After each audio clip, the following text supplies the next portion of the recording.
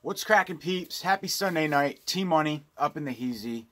Here to do a very quick update. I actually really wasn't excited. I know I say it a lot, but I was about to mow the lawn today, and the USPS driver pulled up, and she was like, I have a package for you. And I was like, it's Sunday, what's the deal? And apparently she said it's Amazon Day or something like that. I didn't think today was Amazon Day. Amazon Prime Day or something. And the weird thing about it is the package that I got isn't even from Amazon. It's from Grindhouse Video Tampa.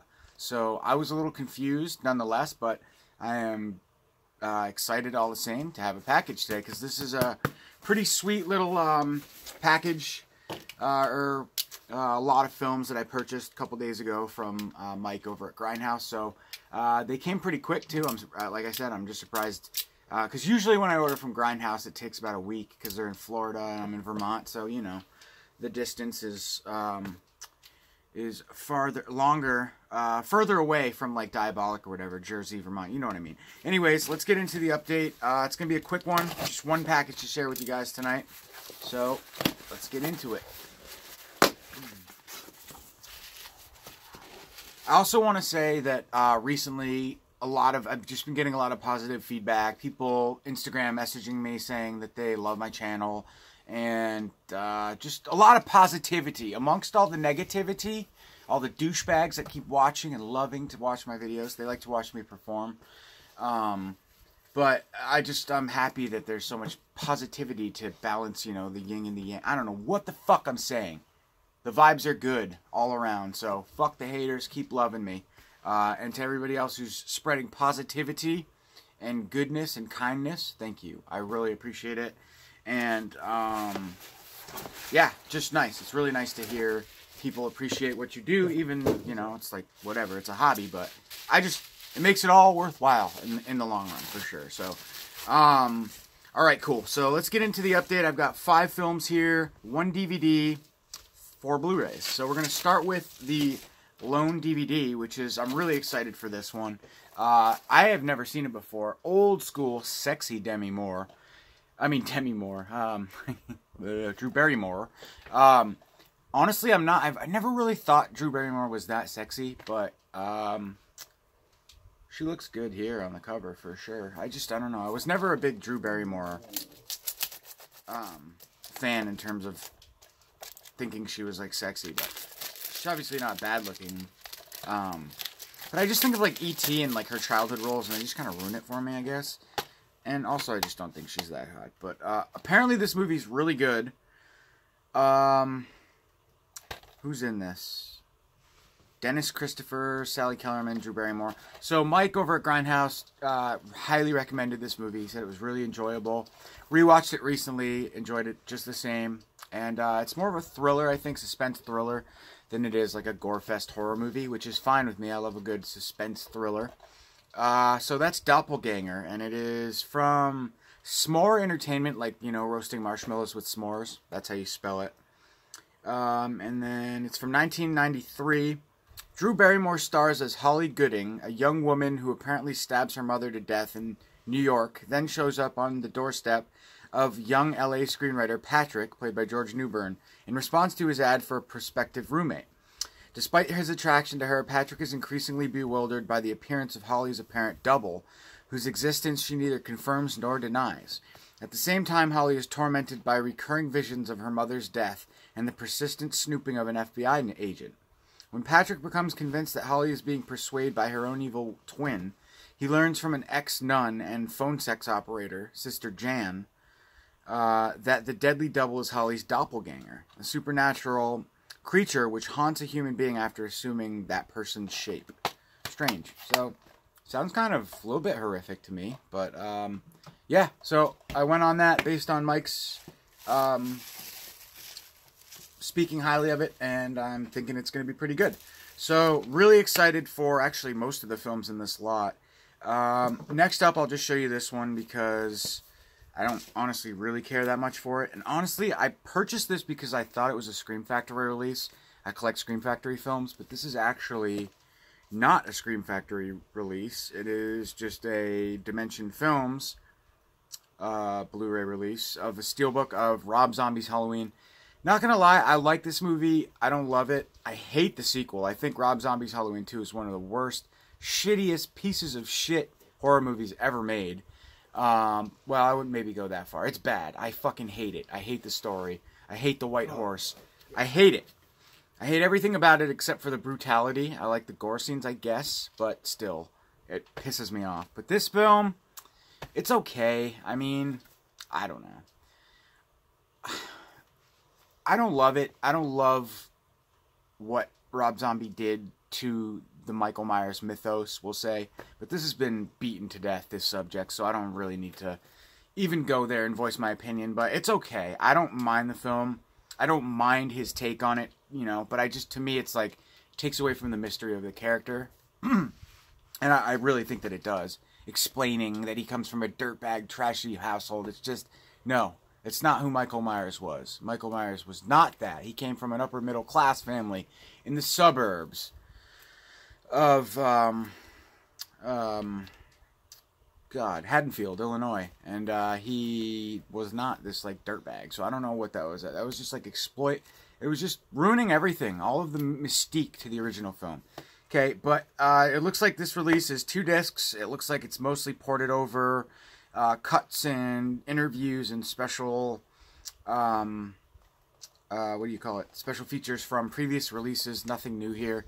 I believe it may be the same cut as the Scream Factory release, however it is from Dimension Films, and I'm not sure if I'm sure Scream Factories was in conjunction with them, so I don't think you're getting really anything different here, except for the steelbook packaging. It is nice, I like the cover, and then this back is hauntingly familiar, so yeah, nothing really special there, and honestly, I'm not gonna lie, if I would have known that it was not a Scream Factory release, I wouldn't have purchased it.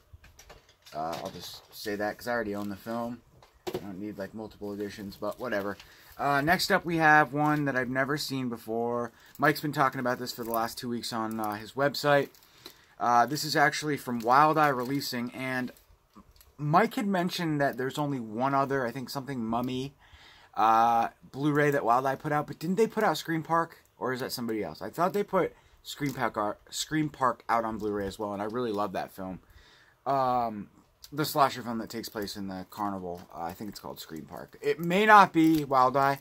If you guys know, though, please do correct me or verify what that is. But yeah, Wild Eye doesn't put out Blu-rays regularly at all, and I'm wondering what kind of warranted this release to go on Blu-ray.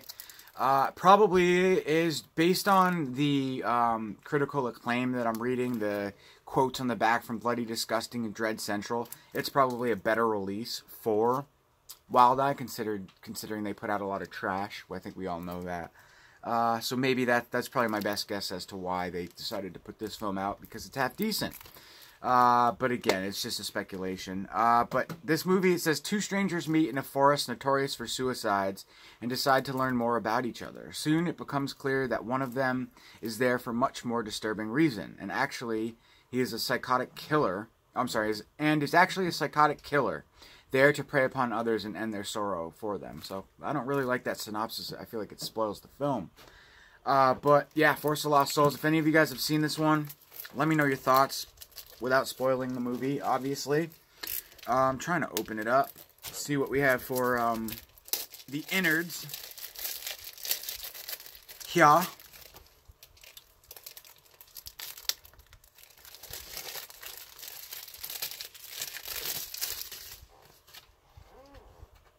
So, yeah, nothing. You don't get a booklet, you don't get reversible cover artwork, but you get a nice clear case. High quality clear case for sure. It's not a recycled case or anything. And I think it goes well with the black and white cover artwork. I'm not sure if the film is in black and white. It doesn't say. But it is from 2017.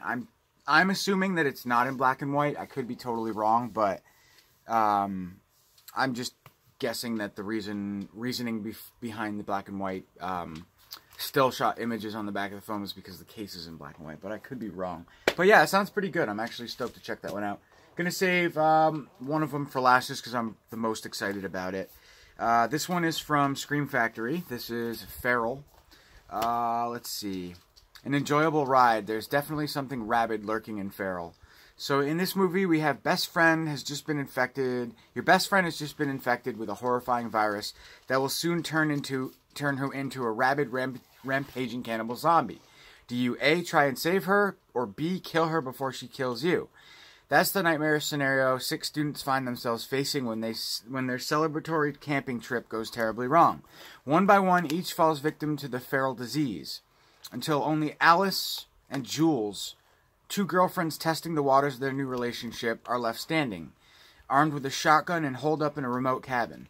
They've got a hell of a fight before them if they hope to survive in the grisly blend of survival thriller and contagion shocker. Sounds really good. Another synopsis that kind of spoils the film, in my opinion. I feel like there's a little bit TMI in that, but sounds good. All the same, I had read about this film before purchasing it, regardless of the fact that I was still going to buy it anyway. So you got kind of an ugly reversible cover artwork here. I will show you guys, because no matter how bad the cover artwork is, most of the time I'll flip it if you have the option to display the slip cover and then the reversible cover artwork if it's different. I like to do that. Looks like Scream Factory is still using the kind of the mediocre grade cases, a cross between a recycled case and like a regular sturdy. But sounds good. Sounds like a fun synopsis. I love the contagious zombie, feral, rabid, disease-infested genre, and I also love the cabin in the woods genre, taking refuge in a cabin. I love films that deal with that sort of subtext. So yeah, I'm really excited for this one. Check this out pretty soon. I don't know who Cryptic Rock is, but that's who did the quote. An enjoyable ride. Definitely something rabid lurking in Farrell. And it says, a vicious, riveting movie with smarts, scares, and surprising twists. This also stars Scout Taylor-Compton from Halloween fame. That's cool. She's hot. I always like seeing her in movies. And Olivia Liccardi. So, cool.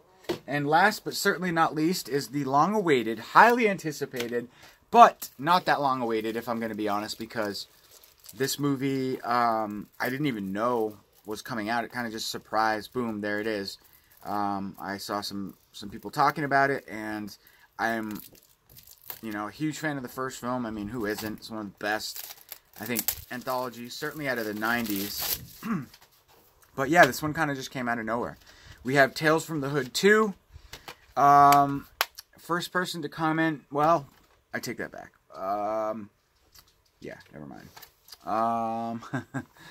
I'm going to give the code away, so if you go over to my Instagram page, stay tuned for that. If you follow me on Instagram, the code for this movie will be put up on my Instagram, so if you follow me on Instagram, then you can get free codes. I'm always giving away stuff.